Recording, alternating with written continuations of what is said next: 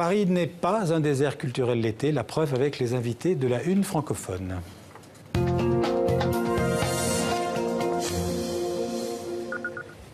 Et deux invités avec nous, un couple d'artistes, un duo sur scène et dans la vie, je crois. Laurence de Magalès, bonsoir. Bonsoir. Et puis Stéphane Ricordel, bonsoir. Bonsoir. Alors vous dirigez par ailleurs le Montfort Théâtre, c'est dans le 15e arrondissement de Paris, pour ceux qui connaissent. Et vous êtes les directeurs artistiques de ce festival Paris l'été. Alors d'abord un mot sur vous, je pense que votre vie à tous les deux, c'est le cirque. Vous étiez trapéziste au début, non ? Oui, j'ai été trapéziste pendant très longtemps et on a fait effectivement le tour du monde et on est très content d'être chez vous parce qu'effectivement cette télé nous a porté, suivi et accompagné dans toutes nos tournées. On a fait 57 pays. C'était le cordon ombilical avec C'était un cordon ombilical. Donc on est... Et donc, je disais, c'est le cirque, la danse, le ballet aérien que vous avez, pendant 15 ans. Voilà, que vous avez pratiqué à vous deux. Alors, ce festival, donc Paris l'été, il a commencé, je pense, le 17 juillet. Oui, tout à fait. Et donc, il se poursuit jusqu'au 5 août. En deux mots, l'un et l'autre, quelle est l'idée, l'objectif de ce festival ? Peut-être... Alors l'objectif, ce festival on l'a repris, il a 25 ans en fait de vie. C'était une initiative de Jacques Lang à l'époque, qui avait décidé de monter ce festival pour les gens qui ne partaient pas en vacances. D'accord. Voilà, donc ce festival a eu une vie et puis on l'a repris cette année. On a impulsé une nouvelle dynamique puisqu'on arrive, mais on a gardé quand même le cœur de ce festival, c'est-à-dire des spectacles un peu partout éclatés sur Paris et en grande banlieue, avec du théâtre, de la danse. Alors avant, il y avait peut-être plus avant vous, il y avait peut-être plus de concerts, plus de musique. Oui, tout à fait. Aujourd'hui, vous avez fait plus, comment dirais-je, priorité justement à la danse, au cirque. Oui, tout à fait. Du monde d'où vous venez. Oui, enfin pas que du monde où on vient, parce qu'en fait, oui, c'est beaucoup plus large que ça. C'est beaucoup plus large que ça, et c'est sûr que la musique aujourd'hui est extrêmement représentée par l'intermédiaire de plein de festivals et tout ça, et que c'est pas complètement le cœur de notre métier. Aujourd'hui, on a effectivement une trentaine de spectacles à l'intérieur du festival, en tout cas qui participent au festival, et sur toutes les disciplines confondues. Il y a aussi de la musique. On va regarder quelques images. On appelle ça un teaser, une bande-annonce. En tout cas, ça donne une idée de ce que vous proposez au public cet été à Paris. On va regarder. On n'a pas de son en plateau. Alors on va revenir, mais peut-être qu'on va réessayer quand même, parce que je voudrais quand même qu'on entende. On n'a pas de son. Bon, tant pis, c'est dommage. Donc je disais, on l'a vu rapidement, il y a de la danse, beaucoup de danse, du cirque, des clowns, de la magie aussi. Oui, on peut peut-être parler alors de spectacles qui ont encore lieu, puisqu'on est déjà pratiquement à mi-chemin. Oui. Puis... par exemple, le collectif La Contrebande avec Baltrap, ça, je pense que ça joue encore, dans plusieurs banlieues. C'est à la Courneuve, je pense. À la Courneuve en ce moment, tout à fait. Oui, parce que c'est pas que dans Paris intramuros. Non, c'est aussi en extérieur. Il y a un grand événement qui aura lieu demain, puisqu'il y a eu des constructions monumentales sur 15 jours avec Olivier Grossetête. Et demain, il y a la déconstruction de ces architectures. Alors, Olivier Grossetête, on a vu, je crois, passer, il construit des espèces de structures en carton, c'est ça ? Une ville éphémère en carton, échelle 1. C'est incroyable. Oui, c'est complètement incroyable. C'est à la Villette, donc sur le parvis. Donc là, si on va à la Villette, on les voit. On les voit encore. Et demain, on pourra participer à la déconstruction de ces architectures et voir aussi une ascension d'un trapéziste.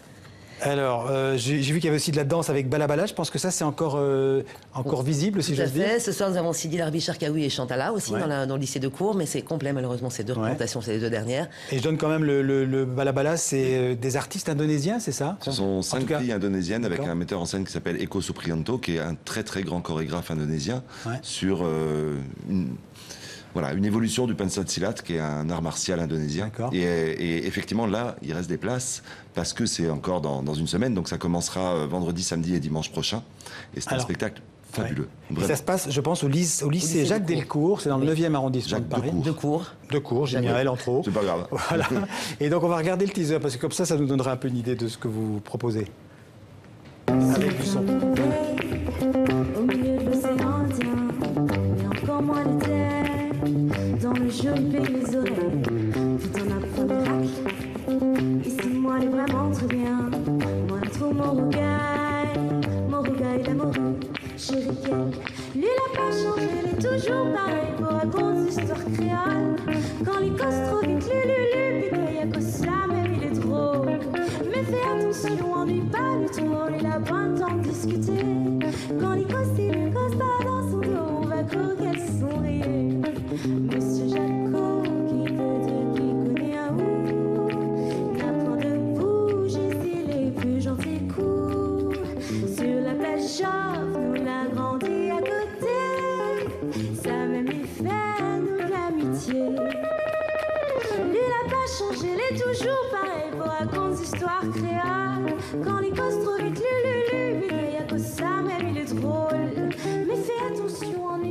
Laurence de Magalhães, la culture, l'été, à Paris, c'est difficile ça... Non, c'est un bonheur. C'est un bonheur. C'est un bonheur, parce qu'on est seul. Ouais. Il y a beaucoup moins, parce que c'est vrai qu'on a aussi un théâtre, donc il y a énormément de choses sur Paris, heureusement, c'est quand même la capitale. Et votre théâtre, en même temps, il est ouvert, il continue? Oui, tout à fait. On a un spectacle de fado dans 2 jours. Là, on a encore Yann Frisch, le clown magicien. Et puis, on aura un Tachkabit, qui est un fado. Voilà, on pourra manger sur le plateau, ça va être très sympathique aussi. D'ailleurs, je crois qu'on peut manger chez vous. Et donc, j'ai vu qu'il y a eu cet énorme cachalot. Oui. Alors ça, je ne sais pas si on a l'image, je ne sais pas s'il est déjà passé ou pas. C'est nous aussi. Oui. Un énorme cachalot, c'est vous aussi, donc c'est aussi Paris l'été.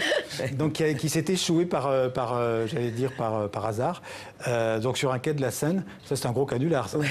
Oui, c'est un canular belge-flamand, je pense d'ailleurs. Complètement. Ouais. Oui, ce sont des artistes flamands, non? Oui. Des artistes flamands. On se posait la question de comment faire qu'une ville comme Paris, qui est aussi grande que ça, et où tout le monde puisse être concerné par l'histoire d'un festival. Donc voilà, le canular remplacer un peu le fait que tout le monde puisse être au courant de on croirait que c'est un vrai, hein, alors il est en plastique. Oui, il y a eu énormément de conversations, de rencontres, de disputes aussi, parce que les gens, il y en avait qui étaient pour, enfin qui disaient qu'il était mort, d'autres pensaient qu'il était absolument pas mort. C'est pas un poisson d'avril, mais voilà, baleine d'avril. Alors, à propos justement de l'histoire de ce festival, il a changé de nom, non? Il s'appelait Paris Quartier d'été. Oui. Pourquoi il a changé de nom? Parce que quand on parle d'une orange, on parle d'une orange en entier, et rarement de ses quartiers. D'accord. Et quand on parle d'une ville comme Paris, on parle de Paris dans son intégralité et rarement de son quartier. Et qu'on n'aime pas trop le mot quartier pour la stigmatisation actuelle qui est en train de se créer. On parle de quartiers difficiles, de quartiers compliqués, de quartiers bourgeois ou de quartiers... C'est pour tous les Parisiens, quel que soit leur quartier. C'est pour tout le monde, quel que soit son quartier. Alors la plupart des spectacles sont gratuits, en tout cas plus de la moitié. Oui, c'est ça. Donc ce qui veut dire que vos financements, ça vient quoi, de la mairie de Paris? Mairie de Paris, ministère également. Mairie de Paris, ministère et la région aussi. C'est les 3 subventionneurs. Eh ben, en tout cas, j'encourage tous ceux qui passent par Paris ou les Parisiens qui nous regardent de passer vous voir donc, dans les différents spectacles. Il y en a 29 ou 30, je crois. Hein, 30. Voilà, sur 3 semaines. Et puis voilà, on envoie un synthé, je pense.